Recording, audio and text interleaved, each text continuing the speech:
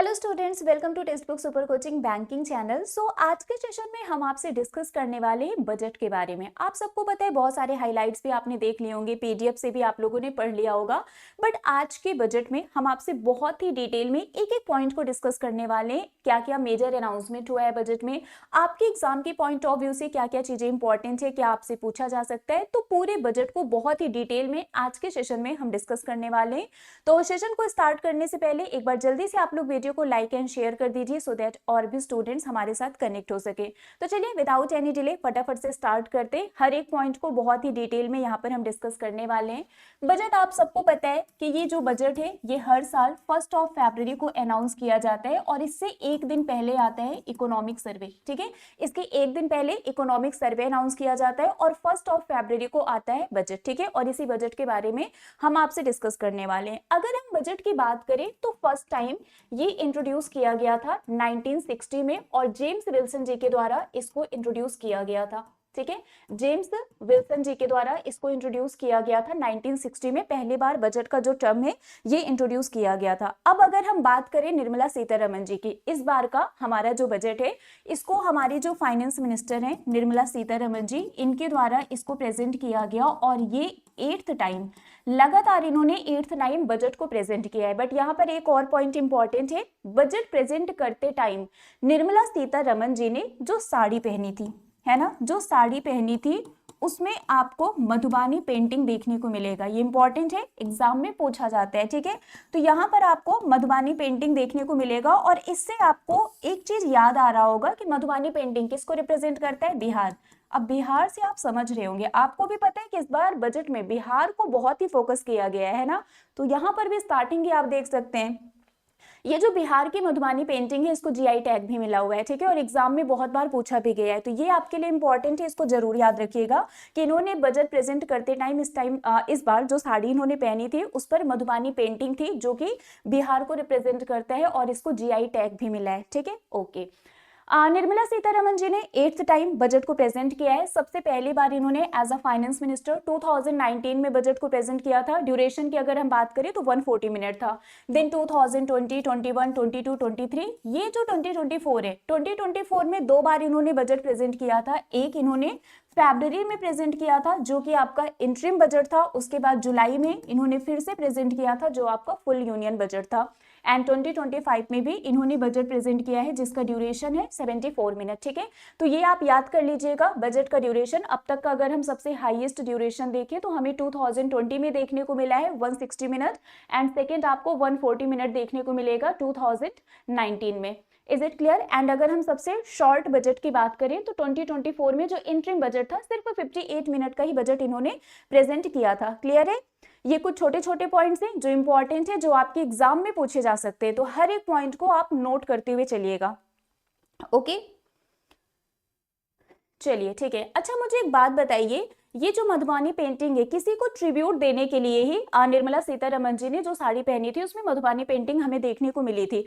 आप मुझे कमेंट करके बताइए कि किसको ट्रिब्यूट देने के लिए, ठीक है, इन्होंने ये साड़ी पहनी थी जिसमें मधुबानी पेंटिंग था। मधुबानी पेंटिंग से ऐसा कौन सा पर्सन है जो रिलेटेड है जिसको ट्रिब्यूट देने के लिए इन्होंने इस साड़ी को वेयर किया था? ये आपके लिए क्वेश्चन है जो आप मुझे कमेंट करके बताएंगे। ठीक है, ओके। अब हम आते हैं फटाफट से यहाँ पर। अगर हम बात करें बजट की थीम की कि इस साल का हमारा जो बजट है उसका थीम क्या है, तो थीम इसका है सबका विकास। मतलब इस साल के बजट में सबके डेवलपमेंट को फोकस किया गया है कि हम सब पर फोकस करेंगे। ऐसा नहीं है कि सिर्फ एग्रीकल्चर सेक्टर पर फोकस करना है, सिर्फ रूरल एरिया पर ही फोकस करना है, सबके डेवलपमेंट की बात की गई है। तो इस साल हमारा जो बजट का थीम है वो है सबका विकास। क्लियरली बोला गया है कि हमारी जो इकोनॉमी है ये फास्टेस्ट ग्रोइंग इकोनॉमी है among all major global economies, और इस वजह से हमारी जो कंट्री है ये ग्लोबल अटेंशन भी बना है ना, क्योंकि हमारी जो इकोनॉमी है वो बहुत तेजी से ग्रो कर रही है। तो अगर इसको और भी ज्यादा ग्रो करना है, और भी ज्यादा डेवलप करना है, तो सबका डेवलपमेंट जरूरी है, तो सबका विकास होना जरूरी है। तो इस साल का हमारा जो बजट का थीम है वो है सबका विकास। ओके, जिससे बैलेंस करके हर एक रीजन को हम क्या करेंगे, फोकस करेंगे। तो सबका विकास ये इसका थीम है, ये आप अच्छे से याद कर लेना कि इस साल का हमारा बजट का थीम है सबका विकास। देखिए यहाँ पर क्लियरली बोला गया है हमारे जो Telugu poet and play right है, इनका नाम गुरजादा अप्पा है। इन्होंने कहा है a country is not just it's soil, a country is it's people. मतलब एक देश सिर्फ उसकी मिट्टी नहीं है, एक देश उसके लोग हैं। और इसी को फोकस करके इस बार का जो थीम रखा गया है वो सबका विकास रखा गया है। ठीक है, अब विकसित भारत के लिए यहाँ पर कुछ एस्पिरेशंस बताए गए हैं कि कैसे हम विकसित भारत बन सकते हैं। एक्सेलरेट ग्रोथ, ग्रोथ को एक्सेलरेट करना है, इंक्लूसिव डेवलपमेंट को सिक्योर करना है, power of India's rising middle class, middle class में जो हमारी स्पेंडिंग है, जो हम खर्च कर रहे हैं, उसको और भी ज्यादा इन्हांस करना है, उसको बढ़ाना है। इनविगोरेट प्राइवेट सेक्टर इन्वेस्टमेंट, हमें प्राइवेट सेक्टर इन्वेस्टमेंट पर भी फोकस करना है। And uplift house hold sentiment, house hold sentiment को भी अपलिफ्ट करना है, मतलब उसको और भी ज्यादा इन्हांस करना है, बढ़ाना है। ठीक है, चलिए ये तो अभी छोटे छोटे पॉइंट्स हैं। अब यहां से ये जो पेज आप देख रहे हैं ये इंपॉर्टेंट है, ये आपके एग्जाम के पॉइंट ऑफ व्यू से इंपॉर्टेंट है। यहां से क्वेश्चंस एग्जाम में फ्रेम होते हैं, तो ये पूरा डेटा आपको याद होना चाहिए। ठीक है, चलिए डिस्कस करते हैं क्या क्या है इसमें। Total receipt other than borrowing and the total expenditure are estimated at 34.96 lakh crore and 50.65 lakh crore respectively। मतलब जो टोटल रिसिट है अदर देन बारोइंग, मतलब जो पैसा आ रहा है उधार को छोड़ के, अदर देन बारोइंग को छोड़ के, वो है आपका 34.96 लाख करोड़। और जो टोटल एक्सपेंडिचर है जो हम खर्च करेंगे वो कितना एस्टिमेट किया गया है, 50.65 लाख करोड़। तो ये आपको याद करना है कि total receipt other than burrowing, उधार को छोड़ के जो टोटल रिसिट है वो एस्टिमेट किया गया है 34.96 लाख करोड़। और जो टोटल एक्सपेंडिचर है, मतलब जो खर्च करेंगे, वो 50.65 लाख करोड़ है। Is it clear? The net tax receipt are estimated at 28.37 lakh crore. जो नेट टैक्स रिसिट है ये एस्टिमेट किया गया है 28.37 लाख करोड़। इसके बाद जो फिजिकल डेफिसिट है ये एस्टिमेट किया गया है 4.4% ऑफ जीडीपी। हमारा जो फिजिकल डेफिसिट है ये हमेशा जीडीपी के टर्म में ही कैलकुलेट किया जाता है। 4.4% ऑफ जीडीपी मतलब फिजिकल डेफिसिट हमें ये बताता है कि हमारी गवर्नमेंट को कितने और पैसे की जरूरत है, वो कितना उधार ले सकते हैं। ठीक है, तो यहाँ पर क्लियरली बोला गया है कि हमारी जीडीपी का जो 4.4% है वो उधार ले सकते हैं। तो फिजिकल डेफिसिट कितना है, 4.4% ऑफ जीडीपी। और ये आपसे एग्जाम में पूछा जाता है, तो इसको अच्छे से याद कर लेना। ठीक है, फिजिकल डेफिसिट एग्जाम में बहुत बार पूछा गया है। The gross market borrowings are estimated at 14.82 lakh crore and capex expenditure, capital expenditure की बात कर रहे हैं, of 11.21 lakh crore, that is 3.1% of GDP earmarked in financial year 25-26। ये हर एक डेटा आपको याद होना चाहिए क्योंकि हमारे एग्जाम में यहाँ से क्वेश्चंस बनते हैं। क्लियर है?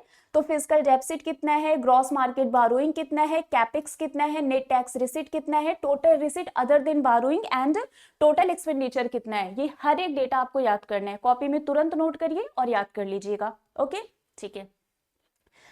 ये आपका जो अभी मैंने बताया वही है। फिजिकल डेफिसिट ये 4.4% है। लास्ट ईयर की बात करें तो 4.8% था। ठीक है, रेवेन्यू डेफिसिट की बात करें तो 1.5 है। अगर हम प्राइमरी डेफिसिट की बात करें तो 0.8% है। और इफेक्टिव रेवेन्यू डेफिसिट की बात करें तो ये 0.3% है। ओके, यहां तक कोई प्रॉब्लम आई थिंक नहीं होगी क्योंकि ऑलरेडी मैंने जो यहाँ पर एक्सप्लेन किया था वही यहाँ पर लिखा हुआ है। ठीक है, ओके, चलिए अब हम आते हैं इस साल के बजट पर। हमारा जो इस साल का बजट है मेजरली ये 4 सेक्टर पर फोकस कर रहा है। हम इसको थीम बोल सकते हैं, थीम नहीं, थीम हमारा अलग है। हम इसको पार्ट बोल सकते हैं, हम इसको पिलर बोल सकते हैं, है ना, हम इसको फोकस एरिया बोल सकते हैं, कुछ भी बोल सकते हैं। हमारा जो बजट है वो एक्चुअली इन 4 एरियाज को फोकस कर रहा है। That is agriculture, MSME, investment and export. That means कि जो हमारा बजट है वो कंप्लीटली इन्हीं 4 सेक्टर को फोकस करके बनाया गया है। हमारा पूरा बजट आपको इन्हीं 4 सेक्टर के इर्द गिर्द ही देखने को मिलेगा। वन बाय वन हर एक के बारे में हम पढ़ेंगे। एग्रीकल्चर से रिलेटेड क्या क्या अनाउंसमेंट किया गया है, एमएसएमई से रिलेटेड क्या क्या अनाउंसमेंट हुआ है, इन्वेस्टमेंट और एक्सपोर्ट, हर एक के बारे में हम पढ़ेंगे। और इसको इंजन ऑफ डेवलपमेंट बोला गया है, मतलब हमारे डेवलपमेंट के ये इंजन है। अभी मैंने बोला ना, आप इसको सेक्टर भी बोल सकते हैं, आप इसको फोकस एरिया भी बोल सकते हैं। हमारा बजट इन्हीं 4 पॉइंट को कंसीडर करके बनाया गया है। वन बाय वन हर एक के बारे में हम पढ़ने जा रहे हैं। ये हमारे डेवलपमेंट का इंजन है। तो ये पहला इंजन है, ये दूसरा इंजन है, ये तीसरा इंजन है और ये चौथा इंजन है। क्लियर है? इन 4 को अगर हम बैलेंस तरीके से फोकस करेंगे तो हमारी कंट्री डेफिनेटली ग्रो करेगी। बजट में इन्हीं के बारे में डिस्कस किया गया है। स्टार्ट करते हैं। अब यहाँ से मेन पॉइंट आपका स्टार्ट हो जाएगा, एक एक पॉइंट को बहुत ध्यान से समझना। सबसे पहले है agriculture as the first engine of the development. मैंने आपको बताया ना कि इन्हीं के बारे में हमें पढ़ना है। तो पहला इंजन क्या है? एग्रीकल्चर। अब हम पढ़ेंगे कि एग्रीकल्चर से रिलेटेड क्या क्या अनाउंसमेंट किया गया है बजट में। तो सबसे पहले यहां पर अनाउंसमेंट हुआ है प्राइम मिनिस्टर धन धान्य कृषि योजना स्कीम है।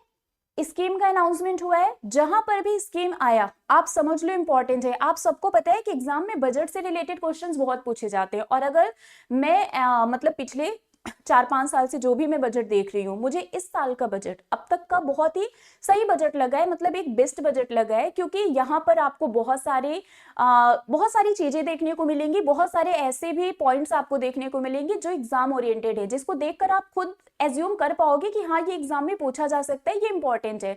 तो बहुत सारा डेटा यहाँ पर आपको मिलने वाला है, बहुत सारा कंटेंट मिलने वाला है जो आपका एग्जाम ओरिएंटेड है। अभी आज के सेशन में हम इसको डिटेल में समझ रहे हैं, कल हम इस पर क्वेश्चन आंसर भी करेंगे, तो हमारा कंप्लीट हो जाएगा। और सबसे अच्छी बात ये है कि ये जो बजट है ये 1 साल के लिए होता है, वन टाइम इन्वेस्टमेंट है। एक बार अगर आपने बजट को अच्छे से समझ लिया तो पूरे साल आपको सिर्फ रिवीजन करना है किसी भी एग्जाम के लिए, क्योंकि बजट तो चेंज होगा नहीं, ठीक है। तो ये 1 साल के लिए होता है। नेक्स्ट बजट आपका नेक्स्ट 1 फरवरी को आएगा। तो एक बार अच्छे से एक एक पॉइंट को समझ लीजिए, कल जब हम क्वेश्चन आंसर कराएंगे आप उसकी प्रैक्टिस कर लेना, बजट कंप्लीट हो जाएगा। पूरे साल कोई भी एग्जाम दीजिए, बजट से क्वेश्चन आएगा आप 100% कर लेंगे, बट उसके लिए जरूरी है कि पहले आप बजट को अच्छे से समझें। तो सबसे पहले हम बात करने जा रहे हैं प्राइम मिनिस्टर धन धान्य कृषि योजना की, क्योंकि ये स्कीम है, योजना है, तो आपके लिए इंपॉर्टेंट है, ठीक है।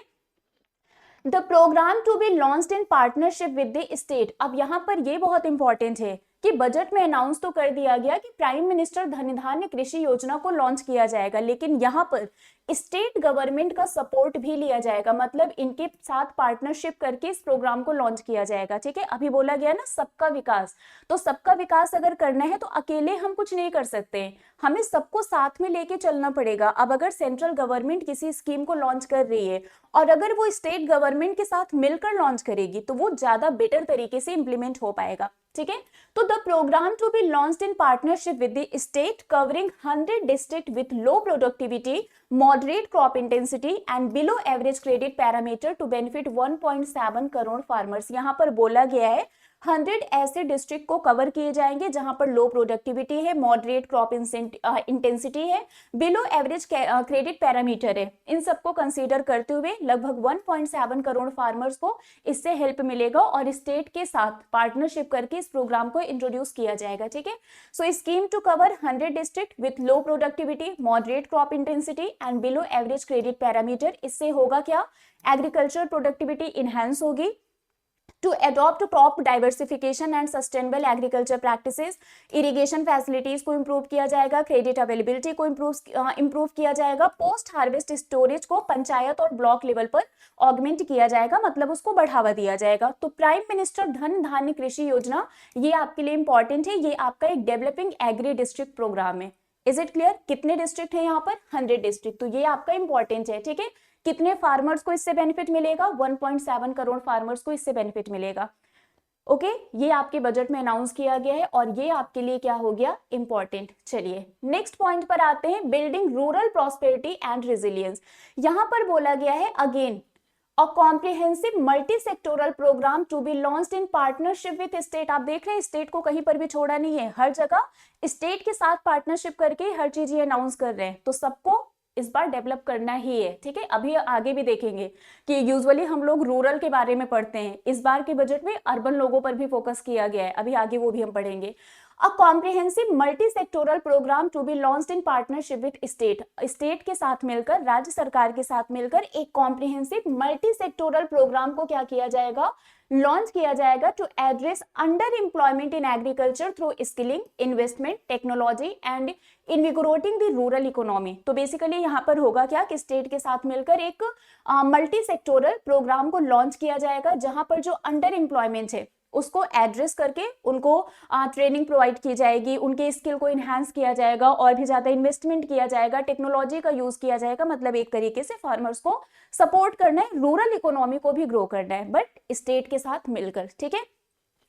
Phase 1 to cover 100 developing agri district. अब यहाँ पर बोला गया है कि ये फेज वाइज लॉन्च किया जाएगा और पहले फेज में 100 डेवलपिंग एग्री डिस्ट्रिक्ट को क्या किया जाएगा, कवर किया जाएगा। Is it clear? एक comprehensive multi sectoral programme launch किया जाएगा जिसमें पहले फेज में 100 डेवलपिंग एग्री डिस्ट्रिक्ट को क्या किया जाएगा, कवर किया जाएगा। मेन ऑब्जेक्टिव यही है कि रूरल इकोनॉमी को भी ग्रो करना है, उसके लिए जो भी फार्मर्स वगैरह हैं, मतलब जो अंडर एम्प्लॉयमेंट है ना, उसको कंसीडर करते हुए एग्रीकल्चर के फील्ड में उनको स्किल ट्रेनिंग प्रोवाइड की जाएगी, इन्वेस्टमेंट पर फोकस किया जाएगा, टेक्नोलॉजी प्रोवाइड की जाएगी, मतलब हर तरीके से उसको डेवलप किया जाएगा, बेटर किया जाएगा। क्लियर है? चलिए नेक्स्ट वन इज आत्मनिर्भरता इन पल्सेस। पल्सेस में आत्मनिर्भरता की बात की गई है, ठीक है। Government to launch a 6 year mission for आत्मनिर्भरता in pulses with focus on tur, urad and मसूर। तो सरकार ने कहा है कि वो अरहर, उड़द और मसूर पर ध्यान केंद्रित करते हुए 6 साल का मिशन फॉर आत्मनिर्भरता इन पल्सेस को लॉन्च करेंगे। ये 6 साल का होगा। दलहन में आत्मनिर्भर भारत मिशन इसको शुरू किया जाएगा। तो ये भी आपके लिए क्या हो गया, इंपॉर्टेंट, मतलब पल्सेस पर भी फोकस किया जा रहा है। NAFED and NCCF to procure these pulses from farmers during the next 4 year. अगले 4 साल के दौरान किसान इन दलहनों की खरीद करने के लिए नेफेड और एनसीसीएफ के साथ क्या करेगा, पार्टनरशिप करेगा। प्रोक्यूर का मतलब होता है खरीदना, ठीक है। तो इसको खरीदने के लिए नेफेड और एनसीसीएफ क्या करेगा, ये फार्मर से पल्सेस को प्रोक्यूर करेंगे, उसको खरीदेंगे अगले 4 साल में। तो नेक्स्ट 4 ईयर इंपॉर्टेंट है, बट वहां पर सबसे ज्यादा इंपॉर्टेंट ये है कि प्रोक्यूर करेगा कौन, है ना, खरीदेगा कौन, ये भी इंपॉर्टेंट है। चलिए next is comprehensive programme for vegetable and fruits. अब यहाँ पर वेजिटेबल एंड फ्रूट्स पर भी बात की गई है। ये भी हमारा पहला वाला इंजन ही चल रहा है एग्रीकल्चर का, ठीक है।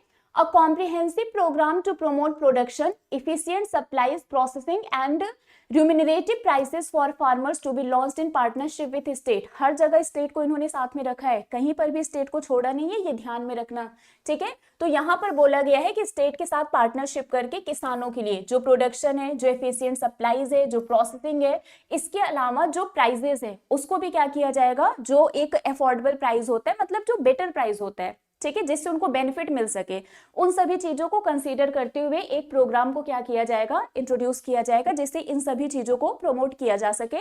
किसकी बात कर रहे हैं हम, वेजिटेबल्स एंड फ्रूट्स की बात कर रहे हैं। नेक्स्ट अगर हम बात करें बिहार, है ना, आप लोगों को याद होगा मिथिला मखाना, हम लोगों ने मिथिला मखाना के बारे में पढ़ा था कि जो मिथिला मखाना है इसको जीआई टैग मिला है, ठीक है। हम लोगों ने मिथिला मखाना के बारे में पढ़ा था कि मिथिला मखाना को जीआई टैग मिला है। अब यहाँ पर बोला गया है कि बिहार में मखाना बोर्ड बनाया जाएगा। मैंने स्टार्टिंग में बताया था कि बजट में आपको बिहार बहुत देखने को मिलने वाला है। ओके, स्टार्टिंग ही हो गया था इनकी साड़ी से, जिसमें आपको मधुमानी पेंटिंग देखने को मिली है। So a makhana board to be established to improve production, processing, value addition and marketing of makhana. तो बेसिकली मखाना के प्रोडक्शन के लिए, उसके प्रोसेसिंग के लिए, उसके वैल्यू एडिशन के लिए और उसके मार्केटिंग के लिए बिहार में मखाना बोर्ड बनाया जाएगा। मिथिला मखाना कहाँ से है, आई थिंक बताने की जरूरत नहीं है, आप खुद कमेंट करके बता दीजिए कि मिथिला मखाना कहाँ से बिलोंग करता है, कौन से स्टेट से, जिसको जीआई टैग मिला है। Madhubani painting GI tag, Mithila मखाना जीआई टैग, कौन से स्टेट से है आप कमेंट करके बताओ। चलिए अब हम आते हैं नेक्स्ट पर, national mission on high yielding seeds, ठीक है। हाई यील्डिंग सीड्स पर एक नेशनल मिशन को भी अनाउंस किया गया है, to be launched aiming at strengthening the research ecosystem, targeted development and propagation of seeds with high yield and commercial availability of more than 100 seed varieties. कुछ नहीं है, इसमें यही बोला गया है कि हमारे जो हाई यील्डिंग सीड्स हैं उसके लिए एक नेशनल मिशन को अनाउंस किया जाएगा। तो जब वो मिशन अनाउंस होगा उसके बारे में हम डिटेल में पढ़ेंगे। अभी यहाँ पर बोला गया है कि एक national mission high yielding seeds के लिए अनाउंस किया जाएगा, शुरू किया जाएगा, ठीक है। चलिए, so national mission on high yielding seeds for targeted development of high yielding seeds with paste and climate resilience and it will improve availability of over 100 seeds varieties released since जुलाई 2024, ठीक है, क्लियर है, okay. अब हम आते हैं next पर, fisheries sector के बारे में क्या बात की गई है। फिशरीज सेक्टर आप लोगों को पता है, पहले भी इसके लिए स्कीम लॉन्च की गई थी, प्रधानमंत्री मत्स्य संपदा योजना। आप ईयर बताओ कि कौन सी ईयर में मत्स्य संपदा योजना को लॉन्च किया गया था और उसके लिए कितना फंड एलोकेट किया गया था, जल्दी से बताइए। Government to bring a framework for sustainable harnessing of fisheries from Indian exclusive economic zone and high seas with a special focus on Andaman and Nicobar and Lakshadweep island.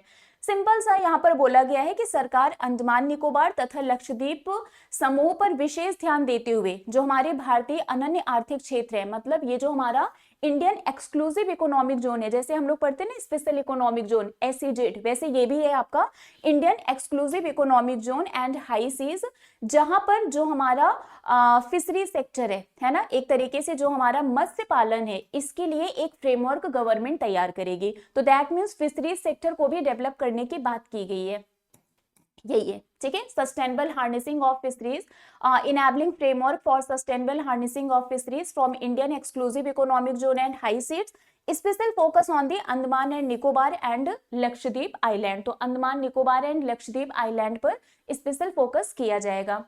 Next यहाँ पर हम बात करते हैं mission for cotton productivity. Cotton productivity के लिए क्या बोला गया है? The 5-year mission will significantly improve productivity and sustainability of the cotton farming। मतलब यहाँ पर 5 साल का है ना, 5 साल का एक मिशन अनाउंस किया गया है जो कॉटन फार्मिंग को क्या करेगा, बेटर करेगा, इंप्रूव करेगा, and it will promote extra long staple cotton varieties. तो जो extra long staple cotton varieties हैं उसको ये इंप्रूव करेगा।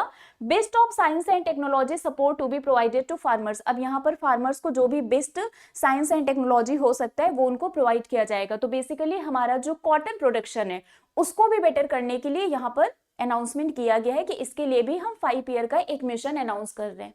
क्लियर है? ये हर एक पॉइंट आपके लिए इंपॉर्टेंट है, नोट बनाते हुए चलना, आप लोग अच्छे से याद कर लेना। चलिए, बेसिकली वही है कि कॉटन के प्रोडक्शन को बढ़ाना है, उसकी क्वालिटी बेटर करनी है और उसके प्रोडक्शन को और भी इनहांस करना है। इनहांस्ड क्रेडिट थ्रू किसान credit card, most important point, ठीक है। The loan limit under the modified interest subvention scheme, ये कुछ याद आया आपको? मॉडिफाइड इंटरेस्ट सबवेंशन स्कीम, बहुत बार करंट अफेयर की क्लास में हमने ये पढ़ा है मिस के बारे में। तो यहाँ पर बोला गया है कि जो लोन लिमिट है इस मिस के अंडर, मतलब मॉडिफाइड इंटरेस्ट सबवेंशन स्कीम के अंडर, इसको 3 लाख से इंक्रीज करके 5 लाख कर दिया गया है for loans taken through KCC, किसान क्रेडिट कार्ड के थ्रू। इसके अंडर जो लोन लिमिट थी, जो पहले 3 लाख थी, उसको अब इंक्रीज करके 5 लाख कर दिया गया है। This is the most important point आपके एग्जाम के पॉइंट ऑफ व्यू से, ठीक है। So loan limit will be enhanced from 3 lakh to 5 lakh for loans taken through the किसान credit card under the modified interest subvention scheme। किसान credit card facilitate short term loan for 7.7 crore farmers, fisherman and dairy farmers. तो यहाँ पर ये वाला point आपके लिए बहुत इंपॉर्टेंट है कि 3 लाख से इसको इंक्रीज करके 5 लाख कर दिया गया। ये आपके एग्जाम में पूछा जा सकता है। ओके, चलिए next one is urea plant in Assam. Assam में यूरिया प्लांट बनाया जाएगा। अगेन दिस इज इंपॉर्टेंट, आपसे एग्जाम में पूछा जा सकता है कि as per the budget announcement urea plant कौन से स्टेट में बनेगा? तो ये असम में बनेगा। A plant with annual capacity of 12.7 lakh metric ton to be set up at Namrup Assam, ठीक है। तो नामरूप असम में आपको 12.7 लाख मीट्रिक टन की कैपेसिटी का एक यूरिया, ये एनुअल कैपेसिटी है ना, आपको एक यूरिया प्लांट देखने को मिलेगा, यही है, ठीक है। चलिए अब हम आते हैं सेकंड इंजन पर। ये अभी तक हम लोग पहला इंजन पढ़ रहे थे। पहला इंजन क्या था? एग्रीकल्चर। अब हम आते हैं सेकंड इंजन पर। सेकंड इंजन था हमारा एमएसएमई, है ना। अगर हम डेवलपमेंट की बात कर रहे हैं, सबका विकास करना है, तो पहला विकास किस पर फोकस किया गया? एग्रीकल्चर पर। अब दूसरा हम आते हैं MSME, micro small and medium enterprises. यहाँ पर भी आपको बहुत सारे ऐसे पॉइंट्स देखने को मिलेंगे जो एग्जाम के पॉइंट ऑफ व्यू से इंपॉर्टेंट है। सबसे पहले यहाँ पर बोला गया है कि जो एमएसएमईज का क्लासिफिकेशन है वो चेंज कर दिया गया है, रिवाइज कर दिया गया है, ठीक है। The investment and turnover limit for the classification of all MSMEs to be enhanced to 2.5 and 2 times respectively. ध्यान से सुनना, आपको पहले वाला याद है? अगर पहले वाला याद है तो बस वहां पर थोड़ा सा आपको ट्रिक लगाना है। अगर वो ट्रिक आपने लगा लिया तो आपको नया वाला लिमिट भी याद हो जाएगा। देखिए, अगर हम इन्वेस्टमेंट की बात करें तो अभी तक क्या था? माइक्रो इंटरप्राइजेस के लिए 1 करोड़, स्मॉल इंटरप्राइजेस के लिए 10 करोड़, मीडियम इंटरप्राइजेस के लिए 50 करोड़, और इसका टर्नओवर कितना था? 5 करोड़, 50 करोड़ एंड 250, ठीक है। अब इसको रिवाइज कर दिया गया है। इसमें बोला गया है कि जो इन्वेस्टमेंट है वो आपका 2.5 कर दिया गया, मतलब जो प्रेजेंट वाला है उसको आप 2.5 से मल्टीप्लाई कर दीजिए। 1 का 2.5 कितना होगा? 2.5 होगा। 10 का 2.5 कितना होगा? 25 होगा। 50 का 2.5 कितना होगा? 125 होगा। क्लियर है, याद हो गया। जो पहले वाला याद था उसमें इन्वेस्टमेंट में आप 2.5 से मल्टीप्लाई कर देना और टर्नओवर में आपको डबल कर देना है। ये 5 था, डबल कर दो, 10 हो गया, 2 से मल्टीप्लाई करना है, 50 है, डबल कर दो, 100 हो गया, 250 है, डबल कर दो, 500 हो गया। अगर पहले का याद है तो बहुत ईजी है आपके लिए याद करना है। इन्वेस्टमेंट को आप 2.5 टाइम्स कर देना, टर्नओवर को आप डबल कर देना, याद हो जाएगा। तो अब जो नया इन्होंने लिमिट बताया है इन्वेस्टमेंट और टर्नओवर का, माइक्रो के लिए 2.5 है इन्वेस्टमेंट, 2.5 करोड़, ठीक है। स्मॉल इंटरप्राइजेस के लिए 25 और मीडियम के लिए 125 है। वहीं अगर हम टर्नओवर की बात करें तो माइक्रो के लिए 10 है, स्मॉल के लिए 100 है और मीडियम के लिए 500 है। कुछ नहीं करना है, जो पहले आपने याद किया था, इन्वेस्टमेंट को 2.5 टाइम्स कर देना है, टर्नओवर को 2 टाइम्स कर देना है, याद हो जाएगा। और यहां से क्वेश्चन आपको एग्जाम में डेफिनेटली देखने को मिलेगा, क्योंकि ये पहले भी बहुत बार एग्जाम में पूछा गया है ना, कि किस बेसिस पर हम इनको क्लासिफाई करते हैं कि ये माइक्रो है, ये मीडियम है, ये स्मॉल है। तो ये पहले भी एग्जाम में बहुत बार पूछा गया है। तो अभी क्योंकि बजट में इसको रिवाइज किया गया है तो आपके लिए बहुत इंपॉर्टेंट है, याद कर लेना। ये टेबल आपको याद होना चाहिए। वैसे ट्रिक मैंने आपको बता दिया कि आप कैसे याद कर सकते हैं। ओके, चलिए अब हम आते हैं नेक्स्ट पर। Credit card for micro enterprises, यहां पर बोला गया है customised credit card with 5 lakh limit for micro enterprises registered on Udyam portal, 10 lakh cards to be issued in the first year. मतलब उद्यम पोर्टल पर, जो उद्यम पोर्टल है इसमें जो माइक्रो इंटरप्राइजेस रजिस्टर्ड है उनके लिए 5 लाख लिमिट की, है ना, 5 लाख लिमिट के लिए कस्टमाइज्ड क्रेडिट कार्ड को क्या किया गया है, अनाउंस किया गया है। और पहले 10 साल में, सॉरी फर्स्ट ईयर में, पहले साल में 10 लाख कार्ड को क्या किया जाएगा, इशू किया जाएगा, ठीक है। So introduction of the customized credit card with ₹5 lakh limit for micro enterprises registered on Udyam portal. मतलब वो माइक्रो इंटरप्राइजेस जो कि उद्यम पोर्टल पर रजिस्टर्ड हैं, उनके लिए बोला गया है कि हम एक कस्टमाइज्ड क्रेडिट कार्ड लेकर आएंगे जिसकी जो लिमिट है वो कितनी है, 5 लाख रुपीज। अब आपसे एग्जाम में पूछा जा सकता है कि बजट में जो अभी अनाउंस किया गया था कि माइक्रो इंटरप्राइजेस के लिए एक कस्टमाइज्ड क्रेडिट कार्ड अनाउंस किया गया है ना, उसकी लिमिट कितनी है? तो आंसर क्या होगा, 5 लाख। और फर्स्ट ईयर में 10 लाख सच कार्ड्स को इशू किया जाएगा and this will serve the credit need of the micro enterprises. तो माइक्रो इंटरप्राइजेस की जो क्रेडिट नीड होती है, मतलब उनकी जो जरूरत होती है, उसको ये क्या करेंगे, पूरा करेंगे। तो ये भी आपके लिए इंपॉर्टेंट है, यहाँ पर ये 5 लाख रुपीज इंपॉर्टेंट है। क्लियर है? मैं आपको बताते चल रही हूँ कि क्या क्या आपके एग्जाम में पूछा जा सकता है, तो उसको आप इंपॉर्टेंट मार्क कर लेना, ठीक। या फिर पीडीएफ मिल जाएगा, पीडीएफ से आप पढ़ लेना, बट आपको याद सब होना चाहिए। और आपके प्रैक्टिस के लिए कल 3 बजे इस पर हम क्वेश्चन आंसर भी करेंगे, तो कल 3 बजे वाला सेशन मिस मत करना, ठीक है। चलिए next, fund of fund for startup, ठीक है। फंड ऑफ फंड, अगर हम फंड ऑफ फंड की बात करें तो ये पहले भी अनाउंस किया गया था 2016 में, है ना। फंड ऑफ फंड की अगर हम बात करें, ये जो फंड ऑफ फंड से, ये 2016 में अनाउंस किया गया था, ठीक है। ये क्या किया गया था, 2016 में अनाउंस किया गया था, जिसका जो इनिशियल कॉर्पस था वो 10,000 करोड़ रुपीस था, ठीक है, 10,000 करोड़ रुपीस था। और इसी के इनिशियल कॉर्पस के साथ ये 2016 में लॉन्च किया गया था। मेनली इसका ऑब्जेक्टिव वही था, स्टार्टअप्स को सपोर्ट करना, ठीक है। अब यहाँ पर बोला गया है a new fund of fund with expanded scope, मतलब अब उसी स्कोप को और भी ज्यादा एक्सपैंड किया जा रहा है। And a fresh contribution of 10,000 crore to be set up, मतलब एक एक्सपैंडेड स्कोप के साथ 10,000 करोड़ रुपए के फ्रेश, यहाँ पर बोला गया है कि जो फ्रेश कंट्रीब्यूशन है उसके लिए एक नया फंड ऑफ फंड क्या किया जाएगा, अनाउंस किया जाएगा, सेटअप किया जाएगा, ठीक है। So new fund of fund for startup, ये स्टार्टअप्स के लिए है।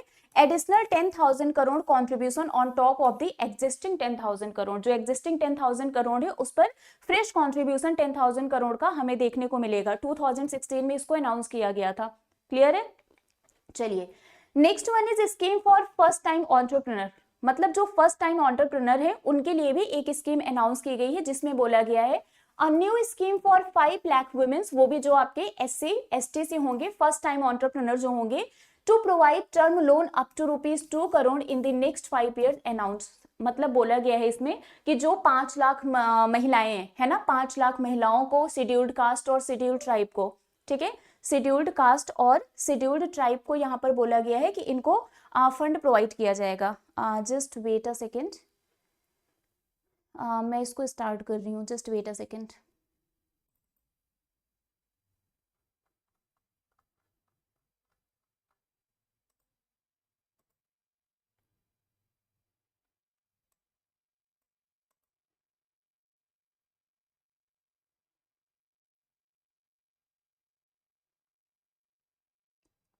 ओके, सो बस 1 मिनट रुकिए आप लोग, हम स्टार्ट कर रहे हैं। आई थिंक हाँ, अभी आप लोगों को स्क्रीन विजिबल है ना? चलिए ठीक है। अब यहाँ पर देखिए, मैं आपको बता रही थी, यहाँ पर बोला गया है कि जो 5 लाख महिलाएं हैं, है ना, अ new scheme for 5 lakh women, यहाँ पर बोला गया है scheduled caste and scheduled tribes, जो फर्स्ट टाइम एंटरप्रेन्योर्स होंगे, मतलब जो पहली बार यहाँ पर एक तरीके से बिजनेस करने जा रहे हैं, उद्यमी होंगे जो पहली बार, उनको 2 करोड़ रुपीज तक का जो टर्म लोन है वो प्रोवाइड किया जाएगा इन नेक्स्ट 5 ईयर। तो यहाँ पर बोला गया है कि नेक्स्ट 5 ईयर में इनको 2 करोड़ रुपीज तक का जो टर्म लोन है वो प्रोवाइड किया जाएगा। ठीक है, चलिए नेक्स्ट अब यहाँ पर हम देखते हैं, जस्ट वेट अ सेकेंड, हाँ ठीक है। नेक्स्ट यहाँ पर बोला गया है focus product scheme for footwear and leather sector. तो हमारा जो फुटवियर और लेदर सेक्टर है इस पर भी फोकस किया गया है कि जो प्रोडक्टिविटी है, जो क्वालिटी है और जो कॉम्पिटिटिवनेस है इंडिया का फुटवियर और लेदर सेक्टर का, उस पर भी क्या किया जाएगा, फोकस किया जाएगा। और उसके लिए भी हम एक स्कीम को क्या करेंगे, अनाउंस करेंगे, जिससे कि हम एम्प्लॉयमेंट फैसिलिटेट करेंगे फॉर 22 लाख पर्सन, जिससे हमें जो टर्नओवर है वो 4 लाख करोड़ रुपीस तक का टर्नओवर देखने को मिलेगा। और इसमें जो एक्सपोर्ट होगा वो लगभग आपको 1.1 लाख करोड़ का एक्सपोर्ट देखने को मिलेगा।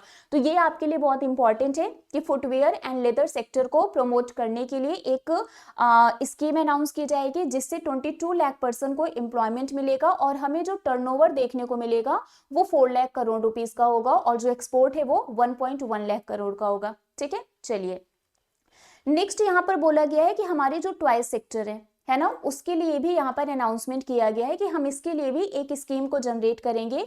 सो a scheme to create high quality unique innovation and sustainable toys making India a global hub for toys. ठीक है, तो इंडिया को टॉयज के लिए एक ग्लोबल हब बनाने के लिए बोला गया है कि हम हाई क्वालिटी, यूनिक, इनोवेटिव और सस्टेनेबल टॉयज को बनाने के लिए एक स्कीम को क्या करेंगे, अनाउंस करेंगे। दैट मीन्स यहाँ पर टॉयज के जो हमारा टॉयज सेक्टर है, जो खिलौने होते हैं, ठीक है, उस पर भी क्या किया जाएगा, फोकस किया जाएगा और उसके लिए यहाँ पर एक स्कीम अनाउंस किया जाएगा। मैंने आपको स्टार्टिंग में बोला था कि इस बार हर एक सेक्टर को फोकस किया गया क्योंकि हमारा थीम ही है सबका विकास। ठीक है, नेक्स्ट अब हम आते हैं support for food processing, a national institute of food processing entrepreneurship and management to set up in Bihar. Again Bihar आपको फिर से बजट में देखने को मिला है। बिहार में एक national institute of food technology, entrepreneurship and management को क्या किया जाएगा, सेटअप किया जाएगा। तो ये जरूर याद कर लेना आप, किसको कहां पर सेटअप किया जाएगा, बिहार में इसको सेटअप किया जाएगा। ठीक है, चलिए इसके बाद बोला गया है कि मेक इन इंडिया के लिए, ठीक है, मैन्युफैक्चरिंग मिशन लाया जाएगा। So a national manufacturing mission covering small, medium and large industries for furthering make in India announced. तो मेक इन इंडिया को आगे बढ़ाने के लिए हमारे जो स्मॉल, मीडियम और लार्ज इंडस्ट्रीज हैं, है ना, उनको कवर करते हुए एक नेशनल मैन्युफैक्चरिंग मिशन के बारे में भी अनाउंस किया गया है। मोस्टली इसका मेन ऑब्जेक्टिव ये है कि जो मेक इन इंडिया इनिशिएटिव है उसको और भी ज्यादा क्या करना है, एक्सटेंड करना है, इनहेंस करना है। ठीक है, तो 2 हम लोगों ने पढ़ लिया। अब हम आते हैं तीसरे इंजन पर और हमारा जो तीसरा इंजन था वो था इन्वेस्टमेंट, है ना। अब यहाँ पर भी अलग अलग आपको देखने को मिलेगा। सबसे पहले हम बात करेंगे इन्वेस्टिंग इन पीपल, है ना, पीपल के लिए क्या क्या चीजें क्या क्या चीजें अनाउंस की गई हैं। तो सबसे पहला पॉइंट यहाँ पर आपको जो देखने को मिल रहा है वो है आपका सक्षम आंगनवाड़ी एंड पोषण 2.0 will support 8 crore children, 1 crore mothers and 20 lakh adolescent girls.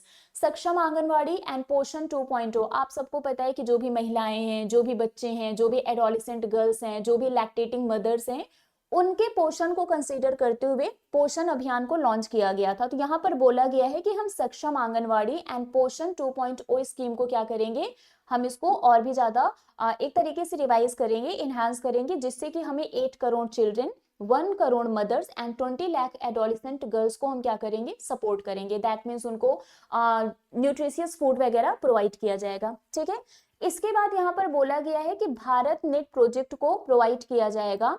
Bharat net project को अनाउंस किया जाएगा जो कि ब्रॉडबैंड इंटरनेट को प्रोवाइड करेगा to all the government secondary schools and primary health centre in rural areas. मतलब रूरल एरियाज में हमारे जो भी गवर्नमेंट सेकेंडरी स्कूल्स हैं, जो प्राइमरी हेल्थ सेंटर है, वहां पर ब्रॉडबैंड इंटरनेट कनेक्टिविटी प्रोवाइड की जाएगी भारत नेट प्रोजेक्ट के अंडर। तो ये भी इंपॉर्टेंट है आपके लिए। भारतीय भाषा पुस्तक scheme will offer digital books in Indian languages. तो ये आपके लिए इंपॉर्टेंट है। ये कौन सी स्कीम है? भारतीय भाषा पुस्तक स्कीम। स्कीम याद कर लीजिए, भारतीय भाषा पुस्तक स्कीम। ये क्या करेगा? ये आपको डिजिटल बुक ऑफर करेगा इंडियन लैंग्वेजेस में। तो स्कीम क्या है? भारतीय भाषा पुस्तक scheme. Again this is important. ठीक है, अब यहाँ पर आते हैं, वही है आपका इन्वेस्टमेंट वाला ही है। ठीक है, आगे यहाँ पर बोला गया है अटल टिंकरिंग लैब के बारे में। ठीक है, यहाँ पर बोला गया है कि 50,000 अटल टिंकरिंग लैब को सेटअप किया जाएगा गवर्नमेंट स्कूल में अगले 5 साल में। तो this is again very important कि अगले 5 साल में 50,000 अटल टिंकरिंग लैब सेटअप किए जाएंगे गवर्नमेंट स्कूल में। क्लियर है? यहाँ तक क्लियर है ना? अगले 5 साल में अटल टिंकरिंग लैब को सेटअप किया जाएगा गवर्नमेंट स्कूल में। ठीक है, चलिए नेक्स्ट बोला गया है investing in skilling and higher education. अब यहाँ पर देखिए एक एक पॉइंट को बहुत ध्यान से समझना आप लोग। 5 national centre of excellence for skilling to be set up with global expertise and partnership to equip youth and skill required for India make for the world manufacturing. मतलब 5 national centre of excellence for skilling को क्या किया जाएगा? Setup किया जाएगा। देखिए अगर आपके अंदर कोई स्किल है, कोई टैलेंट है, तो डेफिनेटली आप कुछ ना कुछ कर ही सकते हैं, है ना? आप कभी भी अनएम्प्लॉयड नहीं रहेंगे। तो यहाँ पर यही बोला गया है कि स्किल को सेटअप करने के लिए, स्किल के लिए, आपकी स्किल को और भी ज्यादा इनहांस करने के लिए 5 नेशनल सेंटर ऑफ एक्सीलेंस को सेटअप किया जाएगा। नेक्स्ट यहाँ पर बोला गया है additional infrastructure to be created in 5 IITs started after 2014 to facilitate education for 6500 more student. मतलब जो 5 IIT 2014 के बाद स्टार्ट हुए हैं, है ना, वहां पर 6500 मोर स्टूडेंट को एजुकेट करने के लिए एडिशनल इंफ्रास्ट्रक्चर को क्या किया जाएगा? क्रिएट किया जाएगा 5 IIT में जो 2014 के बाद स्टार्ट हुए हैं। Centre of excellence in artificial intelligence for education to be set up with outlay of ₹500 crore.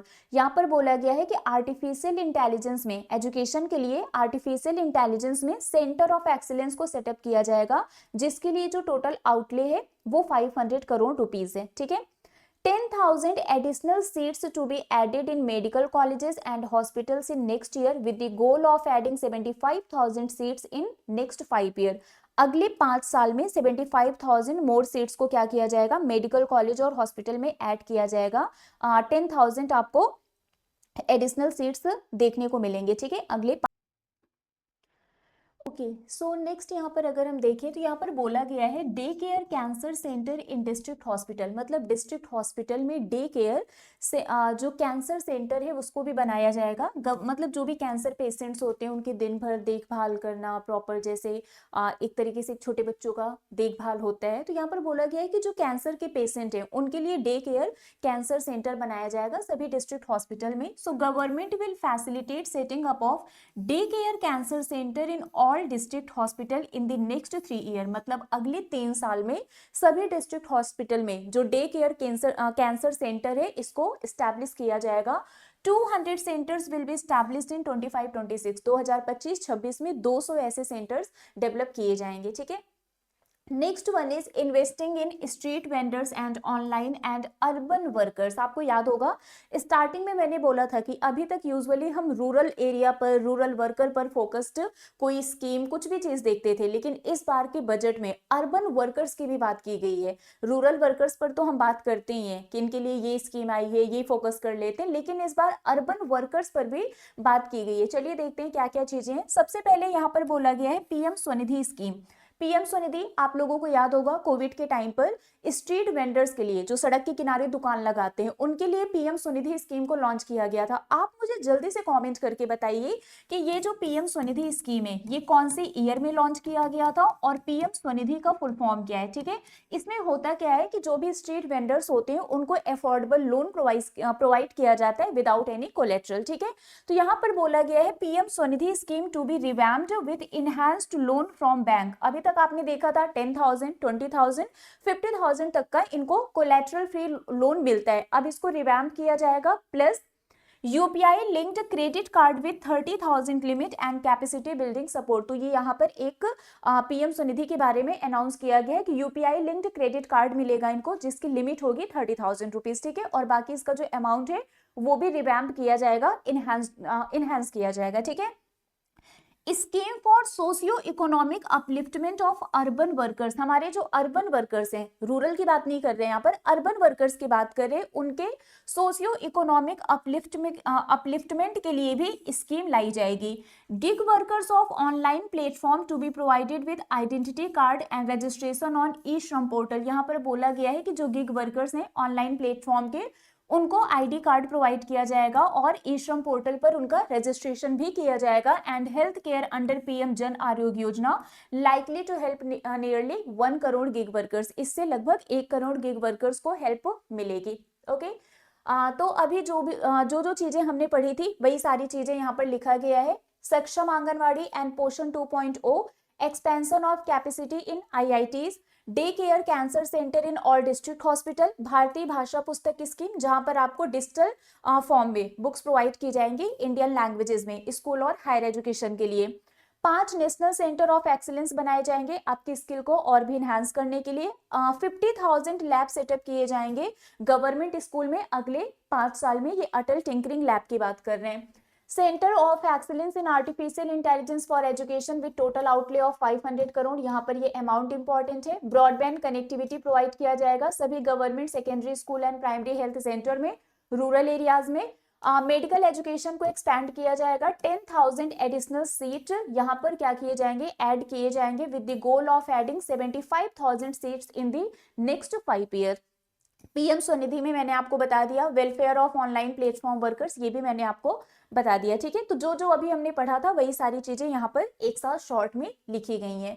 Next अब हम बात करते हैं इन्वेस्टिंग इन इकोनॉमी। ठीक है, अभी हमने पढ़ा था इन्वेस्टिंग इन पीपल, अब हम इकोनॉमी की बात कर रहे हैं। तो यहाँ पर बोला गया है कि इंफ्रास्ट्रक्चर में इन्वेस्ट किया जाएगा। Each infrastructure related ministry to come up with a 3-year pipeline of PPP infra project। बोला गया है इसमें कि जो भी हमारे इंफ्रास्ट्रक्चर रिलेटेड मिनिस्ट्री है वो 3 साल के पाइपलाइन में आएंगे PPP इंफ्रा प्रोजेक्ट के, PPP पब्लिक प्राइवेट पार्टनरशिप। ठीक है, 1.5 lakh crore outlay for 50 year interest free loan to state for capital expenditure and incentive for reforms. आप लोगों को पता होगा ये नया नहीं है, पहले से हम लोग पढ़ते आ रहे हैं। इसके पहले भी हमेशा बजट में हमने पढ़ा है कि हमारी जो स्टेट गवर्नमेंट है उनको हमारी गवर्नमेंट बोलती है, सेंट्रल गवर्नमेंट, कि आप कैपिटल एक्सपेंडिचर करो, उसके लिए हम आपको पैसा देंगे। ठीक है, तो यहाँ पर बोला गया है कि 50 year interest free loan provide किया जाएगा स्टेट गवर्नमेंट को, और इसके लिए जो फंड एलोकेट किया गया है वो 1.5 लाख करोड़ है। मतलब गवर्नमेंट राज्यों से कह रही है, स्टेट गवर्नमेंट से कह रही है कि तुम कैपिटल एक्सपेंडिचर करो। ठीक है, हम आपको 1.5 लाख करोड़ रुपीस हम प्रोवाइड करेंगे और ये आपका 50 ईयर इंटरेस्ट फ्री लोन है। ठीक है, मतलब कोई इंटरेस्ट नहीं देना है। क्लियर है। Second, asset monetization plan for 25 to 30। Asset monetization plan ये दूसरा है, एक होता है डिसइन्वेस्टमेंट, एक होता है एसेट मोनेटाइजेशन। डिसइन्वेस्टमेंट में जहां पर हम बेच रहे हैं, है ना। एसेट मोनेटाइजेशन का मतलब होता है जहां पर हम अपने एसेट, अपनी संपत्ति को मोनेटाइज कर रहे हैं। जैसे कि मेरे पास कोई सामान है, मैंने बोला चलो ठीक है इसको तुम भी यूज कर लो, हम भी यूज कर रहे हैं, मतलब उससे जो भी इनकम अर्न कर रहे हैं हम लोग यूज कर रहे हैं, तो वो मोनेटाइज कर रहे हैं। तो यहाँ पर एसेट मोनेटाइजेशन प्लान को, सेकेंड एसेट मोनेटाइजेशन प्लान को अनाउंस किया जाएगा 2025 से 30 के लिए, to be announce to plug back capital of ₹10 lakh crore in new project. ठीक है, urban challenge fund of ₹1 lakh crore to be set up to implement proposal for cities as growth hub, creative redevelopment of cities and water and sanitation. तो यहाँ पर urban challenge fund 1 lakh crore rupees का ये setup किया जाएगा, जिससे कि cities as growth hub, creative redevelopment of cities, water and sanitation, इन सबके प्रपोजल को इंप्लीमेंट किया जाएगा। क्लियर है। ठीक है, एक एक पॉइंट को ध्यान से समझना। अब हम यहाँ पर बात करते हैं, भाई इन्वेस्टमेंट इन इकोनॉमी की ही बात करें। यहाँ पर स्वहिम फंड की बात की गई है। स्वहिम का फुल फॉर्म आपके लिए बहुत इंपॉर्टेंट है, that is special window for affordable and mid income housing. ठीक है, तो स्वहिम फंड 2 इसको स्टैब्लिश किया जाएगा as a blended finance facility. The 15,000 crore fund will aim for speedy completion of another 1 lakh dwelling unit. तो जो अनदर 1 लाख ड्वेलिंग यूनिट्स हैं उसको कंप्लीट करने के लिए, उसकी स्पीडी कंप्लीशन के लिए बोला गया है कि 15,000 करोड़ रुपीस का फंड एलोकेट किया जाएगा स्वहिम फंड 2 के अंडर। यहाँ पर स्वहिम का फुल फॉर्म याद रखना, that is special window for affordable and mid income housing fund. Clear है। चलिए, मैरीटाइम डेवलपमेंट फंड की बात की गई है, 25,000 करोड़ रुपीस के साथ इसको सेटअप किया जाएगा मैरीटाइम इंडस्ट्री को फंड प्रोवाइड करने के लिए, उसको लॉन्ग टर्म फाइनेंस प्रोवाइड करने के लिए। Jal Jeevan mission to be extended till 2028, the most important, आपसे एग्जाम में पूछा जा सकता है कि एज पर दी बजट जल जीवन मिशन को कब तक के लिए एक्सटेंड कर दिया गया है, तो इसको 2028 तक के लिए एक्सटेंड कर दिया गया है। जल जीवन मिशन आपको पता है इसके थ्रू क्या किया जाता है, टैप वाटर कनेक्शन प्रोवाइड किया जाता है, तो अभी जल जीवन मिशन को 2028 तक के लिए एक्सटेंड कर दिया गया है। Private sector to be given access to relevant data and maps from PM Gati Shakti portal to promote PPPs and assist the sector, तो जो प्राइवेट सेक्टर है उनको रेलेवेंट डेटा के लिए एक्सेस दिया जाएगा and map from the PM Gati Shakti portal. Clear है? चलिए, next one is nuclear energy mission for Viksit Bharat, amendment to the atomic energy act and civil liability for nuclear damage act to be taken up. यहाँ पर बोला गया है कि जो atomic energy act है और सिविल लाइबिलिटी है फॉर न्यूक्लियर डैमेज एक्ट, इसको क्या किया जाएगा, अमेंड किया जाएगा। अमेंड का मतलब उसमें कुछ चेंजेस लाए जाएंगे, उसको संशोधित किया जाएगा। ठीक है, न्यूक्लियर एनर्जी मिशन ये रिसर्च एंड डेवलपमेंट के लिए होगा ऑफ स्मॉल मॉड्यूलर रिएक्टर्स, और इसके लिए जो फंड एलोकेट किया गया है वो 20,000 करोड़ है। ठीक है, इसको सेटअप किया जाएगा इतने एलोकेटेड फंड के साथ। 5 इंडिजिनियसली डेवलप्ड एसएमआर क्या है, ये आपका स्मॉल मॉड्यूलर रिएक्टर है, इसको भी ऑपरेशनल किया जाएगा 2033 तक। तो ये वाला पॉइंट आपके लिए क्या हो गया, इंपॉर्टेंट। ठीक है, इसको याद कर लीजिएगा, कितना फंड एलोकेट किया गया है और कब से ऑपरेशनल हो जाएगा। तो 5 आपके जो एसएमआर हैं ये 2033 तक ऑपरेशनल हो जाएंगे, और 20,000 करोड़ रुपीस फंड के साथ जो न्यूक्लियर एनर्जी मिशन है रिसर्च एंड डेवलपमेंट के लिए एसएमआर का, ठीक है, इतने एलोकेटेड फंड के साथ इसको सेटअप किया जाएगा। क्लियर है? कुछ भी डाउट होगा पूछ लीजिएगा आप लोग, ठीक है, कॉमेंट करके पूछ लेना। नेक्स्ट, उड़ान। उड़ान आपको पता है उड़े देश का आम नागरिक। सो उड़ान रीजनल कनेक्टिविटी स्कीम को यहाँ पर अनाउंस किया गया है। A modified Udan scheme announce to enhance regional connectivity to 120 new destination and carry 4 crore passenger in the next 10 year. अगले 10 साल में 120 डेस्टिनेशन पर ये जो उड़ान कनेक्टिविटी है ना, इसको डेवलप किया जाएगा, और ये क्या करेगा, लगभग 4 करोड़ पैसेंजर को कैरी करेगा। ठीक है, ग्रीनफील्ड एयरपोर्ट इन बिहार, एक बार फिर से बिहार न्यूज में आ गया। ठीक है, बिहार, मैंने स्टार्टिंग में बोला था कि बजट में बिहार आपको बहुत देखने को मिलेगा। सो ग्रीनफील्ड एयरपोर्ट ये अनाउंस किया गया है बिहार में, in addition to the expansion of the capacity of Patna airport and brownfield airport at Bihta. Brownfield जो एयरपोर्ट है, ग्रीनफील्ड जो नया बनेगा। ठीक है, अब हम आते हैं investing in innovation. Investing in people पढ़ा, इकोनॉमी पढ़ा, अब हम आते हैं इनोवेशन पर।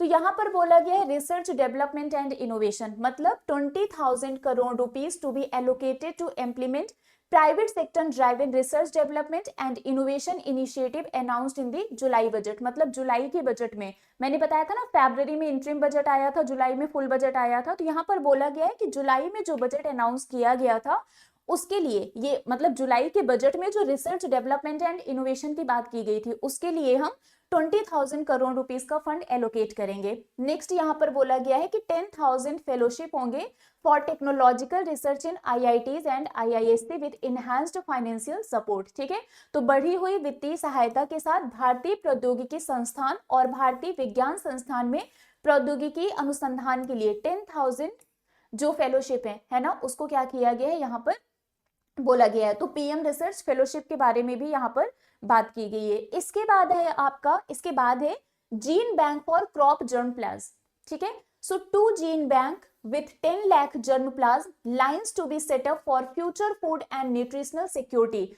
फ्यूचर फूड और न्यूट्रिशनल सिक्योरिटी के लिए 2 जीन बैंक बनाए जाएंगे 10 लाख जर्म प्लाज्म के साथ। ठीक है, तो ये इंपॉर्टेंट है, कितने जीन बैंक होंगे 2। ठीक है, कितने जर्म प्लाज्म होंगे 10 lakh. Okay, national geospatial mission की भी बात की गई है। National geospatial mission announce to develop foundational geospatial infrastructure and data. ये जब मिशन आएगा तब हम इसके बारे में पढ़ेंगे डिटेल में।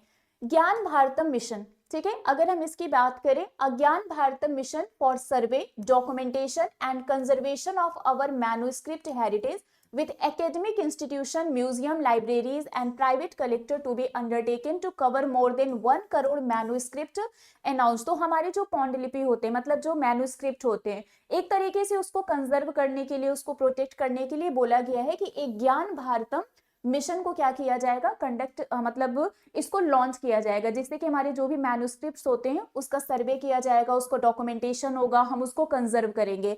तो आपसे ये एग्जाम में पूछा जा सकता है कि मैन्युस्क्रिप्ट्स के सर्वे के लिए, डॉक्यूमेंटेशन के लिए और कंजर्वेशन के लिए जो मिशन अनाउंस किया गया है बजट में, उसका नाम क्या है? तो उसका नाम है ज्ञान भारतम मिशन। क्लियर है? तो ये भी आपके लिए क्या हो गया, इंपॉर्टेंट। अब हम आते हैं फोर्थ इंजन पर, और वो था एक्सपोर्ट। ठीक है, 3 इंजन हमने ऑलरेडी पढ़ लिया, ये फोर्थ इंजन है, दैट इज एक्सपोर्ट। इसकी अगर हम बात करें तो यहाँ पर बोला गया है export promotion mission to be set up. Export promotion mission को सेटअप किया जाएगा, जिससे कि हमारा जो क्रेडिट एक्सपोर्ट है उसको प्रमोट किया जाएगा, क्रॉस बॉर्डर जो हमारे एक्सपोर्ट्स वगैरह होते हैं उसको और भी ज्यादा सपोर्ट प्रोवाइड किया जाएगा, उसको और भी ज्यादा इनहेंस किया जाएगा। Bharat TradeNet, that is BTN, to be set up as a digital public infrastructure for international trade। International मतलब अंतरराष्ट्रीय व्यापार के लिए, इंटरनेशनल ट्रेड के लिए यहाँ पर बोला गया है कि डिजिटल पब्लिक इंफ्रास्ट्रक्चर को सेटअप किया जाए, भारत ट्रेड नेट को सेटअप किया जाएगा as a digital public infrastructure. ठीक है, तो इंटरनेशनल ट्रेड के लिए एक डिजिटल पब्लिक इंफ्रास्ट्रक्चर के फॉर्म में भारत ट्रेड नेट को सेटअप किया जाएगा। तो यहाँ पर आपके लिए ये भी क्या है, इंपॉर्टेंट है, इसके लिए एक यूनिफाइड पोर्टल बनाया जाएगा। Next one is FDI limit, ये बहुत इंपॉर्टेंट है। एफडीआई लिमिट से रिलेटेड क्वेश्चन एग्जाम में हमेशा पूछा जाता है। ठीक है, तो इंश्योरेंस सेक्टर के लिए आप लोगों ने अभी तक पढ़ा था कि इंश्योरेंस सेक्टर के लिए जो एफडीआई लिमिट है, फॉरेन डायरेक्ट इन्वेस्टमेंट, जब कोई फॉरेन की कंपनी हमारे यहाँ की कंपनी में डायरेक्टली इन्वेस्ट करती है तो उसे हम एफडीआई बोलते हैं। ये बहुत बार मैंने करंट अफेयर की क्लास में भी पढ़ाया है, पेड बैच में भी पढ़ाया है। ठीक है, तो यहाँ पर बोला गया है कि जो एफडीआई लिमिट है इसको हमने 74% से इंक्रीज करके कितना कर दिया है, 100%। ठीक है, तो ये आपके लिए बहुत ही ज्यादा इंपॉर्टेंट है। Forum for regulatory coordination and development of pension product to be set up. तो जो हमारे पेंशन प्रोडक्ट है उसके कोऑर्डिनेशन और डेवलपमेंट के रेगुलेशन के लिए एक फोरम बनाया जाएगा। Revamped central KYC registry to be rolled out in 2025। जो केवाईसी का प्रोसेस होता है उसको सिंप्लीफाई करने के लिए, उसको और भी ज्यादा इजी करने के लिए एक रिवैम्प्ड सेंट्रल केवाईसी रजिस्ट्री को लॉन्च किया जाएगा 2025 में। ठीक है, चलिए नेक्स्ट इसके बाद है service of India post payment bank to be deepened and expanded in rural area. तो जो इंडिया पोस्ट पेमेंट बैंक है उसकी जो भी सर्विस वगैरह है उसको और भी ज्यादा बेटर किया जाएगा, और रूरल एरिया में भी हम इसको एक्सटेंड करेंगे। Partial credit enhancement facility for corporate bond for infrastructure to be set up by NaBFID. ठीक है, जो नैफिड है ये क्या करेगा, कॉर्पोरेट बॉन्ड के लिए पार्शियल क्रेडिट एनहांसमेंट फैसिलिटी को सेटअप करेगा। तो किसके द्वारा सेटअप किया जाएगा, नैफिड के द्वारा। आप मुझे बताइए नैफिड क्या है। ठीक है, public sector bank to develop ग्रामीण credit score framework to serve credit needs of the self help group members and people in rural areas. तो जो रूरल एरियाज में लोग हैं, जो हमारा सेल्फ हेल्प ग्रुप है उसके जो मेंबर्स हैं, है ना, उनके क्रेडिट नीड को पूरा करने के लिए जो पब्लिक सेक्टर बैंक है वो ग्रामीण क्रेडिट स्कोर फ्रेमवर्क को तैयार करेंगे। ये भी आपके लिए इंपॉर्टेंट है, ये भी इंपॉर्टेंट है और ये भी इंपॉर्टेंट है। ठीक है, चलिए नेक्स्ट टैक्स रिफॉर्म की बात करते हैं। अभी तक हमने सारी चीजें पढ़ ली, जो 4 इंजन थे, 4 इंजन के बारे में जो जो बातें की गई हैं वो हमने पढ़ लिया। अब हम टैक्स रिफॉर्म की बात कर लेते हैं। यहाँ पर बोला गया है changes in the direct taxes and proposal to introduce the new income tax bill. तो हमारा जो डायरेक्ट टैक्स है उसमें कुछ चेंज किया जाएगा, और जो प्रपोज्ड इसका प्रपोजल है ना, न्यू इनकम टैक्स बिल, ये जल्द ही आपको देखने को मिलेगा। तो जब आएगा तब हम पढ़ेंगे। ठीक है, इसके अलावा बोला गया है light touch regulatory framework based on principle, ये कुछ नहीं है। ठीक है, हाई लेवल कमिटी बनाई जाएगी रेगुलेटरी रिफॉर्म के लिए, investment friendliness index of state. चलिए ये सब हो गया। नेक्स्ट यहाँ पर वही है कि 7 टैरिफ रेट को रिमूव किया गया है। Apply not more than 1 cess और surcharge, apply equivalent cess to maintain effective duty incidence on most items and lower cess on certain items. ये भी हम आगे देखेंगे क्या क्या सस्ता और महंगा हुआ है और किस पर क्या चीजें कम हुई है। ठीक है, अब देखिए यहाँ पर हम देखते हैं improved access of life saving medicine. ठीक है, 36 लाइफ सेविंग ड्रग मेडिसिन इसको इस लिस्ट से बाहर किया गया है। 6 medicine in 5% duty list and 37 medicine and 30 new patient assistance programme, इसको भी इस लिस्ट से बाहर किया गया है। ठीक है, चलिए नेक्स्ट अब हम आते हैं, ये आपके लिए इंपॉर्टेंट है, डायरेक्ट टैक्स प्रपोजल की अगर हम बात करें तो टैक्स स्लैब में आपको चेंजेस देखने को मिलेंगे। यहाँ से समझते हैं, हमें ज्यादा अच्छे से समझ में आएगा, ठीक है। तो अब यहाँ पर बोला गया है कि अगर कोई 12 लाख रुपीस तक का इनकम अर्न कर रहा है ना, तो उसको कोई भी टैक्स नहीं पे करना पड़ेगा। ये आप देख सकते हैं, ये आपका रिवाइज्ड टैक्स रेट है न्यू रिजीम के अंडर।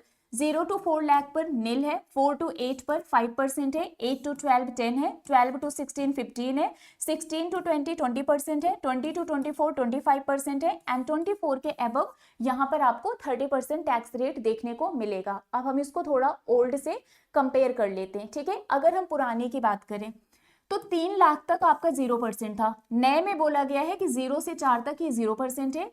पुराने में 3 से 7 तक 5% था, अब 4 से 8 तक 5% है। 7 से 10 10 था, 8 से 12 में 10% है, 10 से 12 में 15 था, 12 से 16 में 15% है, 12 से 15 20, 16 से 20 ये 20 है, ठीक है। 15 से ज्यादा पर 30% था, लेकिन यहाँ पर 20 से 24 में 25% है, 24 से अबव पर आपको 30% देखने को मिल रहा है, ठीक है। तो आप यहाँ पर देख सकते हैं, ये 25% वाला आपको एक नया स्लैब देखने को मिल रहा है न्यू टैक्स रिजीम में। तो ये आपके लिए इंपॉर्टेंट है, ये ओल्ड है ये न्यू है, ठीक है। चलिए यहां से क्वेश्चन एग्जाम में आएगा। अब ये इंपॉर्टेंट है, टैक्स डिडक्शन लिमिट जो सीनियर सिटीजन के लिए है, इसको डबल कर दिया गया है। पहले ये 50,000 था और अब इसको 1 लाख रुपीस कर दिया गया है। अगेन दिस इज इंपॉर्टेंट, इससे क्वेश्चन एग्जाम में बनता है। तो जो टैक्स डिडक्शन लिमिट है सीनियर सिटीजन के लिए, ये 50,000 से 1 लाख कर दिया गया है। Annual limit of 2.40 lakh for TDS on rent, ये इंक्रीज करके 6 लाख कर दिया गया है, ठीक है। टीडीएस ऑन रेंट जो पहले 2.40 लाख था, ये अब 6 लाख हो चुका है। ये भी इंपॉर्टेंट है, extension of time limit to file updated return. पहले अपडेटेड रिटर्न को फाइल करने के लिए जो ड्यूरेशन था वो 2 ईयर था, और अब इसको इंक्रीज करके 4 ईयर कर दिया गया है, ठीक है। तो ये भी आपके लिए क्या है, इंपॉर्टेंट है। Next, tax certainty for electronics manufacturing scheme, टोनिस tax scheme for inland vessel. चलिए ये सब आप पीडीएफ में देख लेना। अब यहाँ पर देखते हैं कि बजट के अकॉर्डिंग सबसे ज्यादा पैसा कहाँ से आया है, ठीक है। तो सबसे ज्यादा पैसा आप देख सकते हैं यहाँ पर 24% दिख रहा है, that is burrowing and other liabilities. मतलब हमारी गवर्नमेंट के पास जो सबसे ज्यादा पैसा आता है वो उधार से आता है, ठीक है, बारोइंग एंड अदर लाइबिलिटीज। और सबसे ज्यादा पैसा जाता कहां पर है, तो वो है states share of taxes and duties, that is 22%, ठीक है। तो स्टेट का जो शेयर है टैक्स और ड्यूटी का, सबसे ज्यादा पैसा वहां पर जाता है, दैट इज 22%। उसके बाद आता है आपका इंटरेस्ट पेमेंट। अब लोन लिया है, उधार लिया है, तो इंटरेस्ट भी तो पे करेंगे, तो सेकंड पर आपका इंटरेस्ट पेमेंट आता है, दैट इज 20%, ठीक है।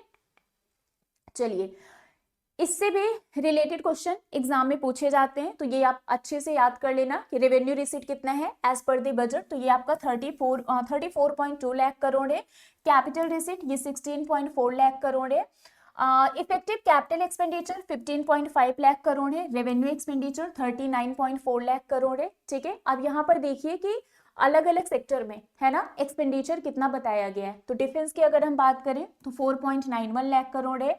रूरल डेवलपमेंट 2.66, होम अफेयर्स 2.33, ठीक है। एग्रीकल्चर, मतलब ये सब आप यहाँ पर देख सकते हैं, ये आपका करोड़ में है जो डेटा लिखा हुआ है। Urban development, IT, energy, commerce, social welfare, scientific, यहाँ से क्वेश्चन आता है एग्जाम में, तो ये डेटा आपको याद करना पड़ेगा, ठीक है। कौन कौन सी चीजें सस्ती हुई है, तो हमारी जो मेडिसिन हैं, लाइफ सेविंग मेडिसिन, वो इलेक्ट्रॉनिक आइटम्स जो हैं, electric vehicle, mobile phone, ship manufacturing, footwear, furniture, handbag and critical minerals, इन सब पर आपको ये सारी चीजें आपको सस्ती देखने को मिलेंगी। और अगर हम महंगी चीजों की बात करें तो इंटरैक्टिव फ्लैट पैनल डिस्प्ले, मतलब जो कस्टम ड्यूटी है इस पर ये 10% से बढ़ाकर 20% कर दिया गया है, इस वजह से ये महंगा हो गया है। तो ये भी आप याद कर लेना, ठीक है।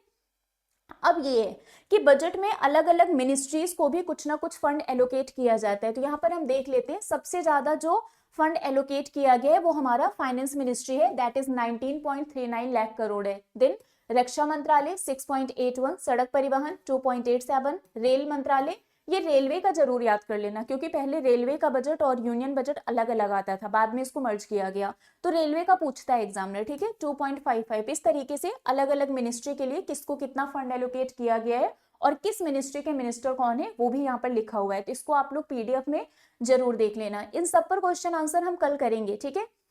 स्कीम की बात करें स्कीम से भी रिलेटेड क्वेश्चन आता है कि कौन सी स्कीम के लिए कितना फंड एलोकेट किया गया है, तो ये सब आपको याद करना है। पीएम गरीब कल्याण 2.03 lakh crore, national highway authority 1.70 lakh crore, urea subsidy 1.19, किसान सम्मान निधि 63.5, मनरेगा 86, जल जीवन मिशन 67। इस तरीके से आप देख सकते हैं कि कौन सी स्कीम के लिए कितना फंड एलोकेट किया गया है। ठीक है, चलिए, तो यहाँ पर पूरा बजट मैंने आपको बहुत ही सिंपल और इजी लैंग्वेज में समझा दिया है। आई रियली होप सो कि आप लोगों को समझ में आ गया होगा। कुछ भी डाउट होता है तो कमेंट करके पूछ लेना, ठीक है।